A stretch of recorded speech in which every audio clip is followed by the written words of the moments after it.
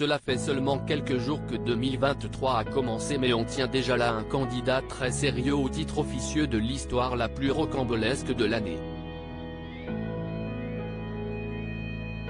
Car cette affaire est effectivement digne d'un roman, plutôt de mauvais goût en l'occurrence.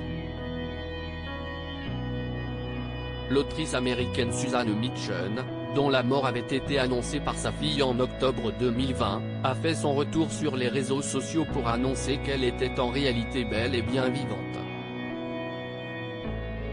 L'écrivaine, qui compte à son actif quelques best-sellers dont vous pouvez découvrir les couvertures dans notre diaporama, était très appréciée pour ses romans d'amour. On lui doit notamment Moment volé, L'amour dure toute une vie ou encore Le perdre et te trouver. Sa prétendue fille avait annoncé son décès d'un prétendu suicide il y a un peu plus de 2 ans maintenant. Scène était suivie une grande vague d'émotions et d'hommages, autant de la part de ses lecteurs que de la part de ses confrères écrivains.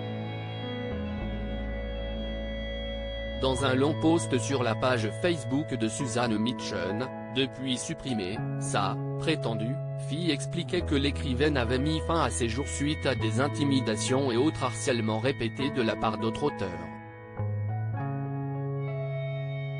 J'espère écrire à nouveau. Pourtant, une femme déclarant être Suzanne Mitchell a mis en ligne une longue publication sur un groupe Facebook privé d'écrivains, expliquant qu'elle n'était pas décédée. J'ai débattu sur la façon de faire 1 million de fois et je ne sais toujours pas si est bien ou non.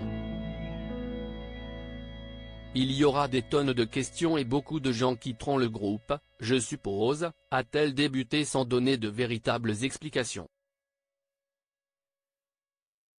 Avant d'essayer, ma famille a fait ce qu'elle pensait être le mieux pour moi et je ne peux pas leur en vouloir. J'ai failli me suicider, note de la rédaction, à nouveau, et ils ont dû revivre tout cet enfer, a expliqué la romancière, affirmant qu'elle avait donc de réelles pensées suicidaires, sans s'étendre davantage sur la chronologie de l'histoire. Je vais mieux maintenant et j'espère écrire à nouveau. Que la fête commence, a-t-elle conclu avec un ton qui, même à l'écrit, paraît tout à fait déplacé. Si est-ce peut dire que la nouvelle a été mal accueillie dans la communauté des auteurs, puisque celle-ci avait été particulièrement visée et remise en question au moment de la prétendue mort de Suzanne Mitchell. Une bien triste histoire, de tout point de vue. On espère en tout cas que Netflix va sérieusement se pencher sur le sujet pour nous proposer un documentaire dont ils ont le secret.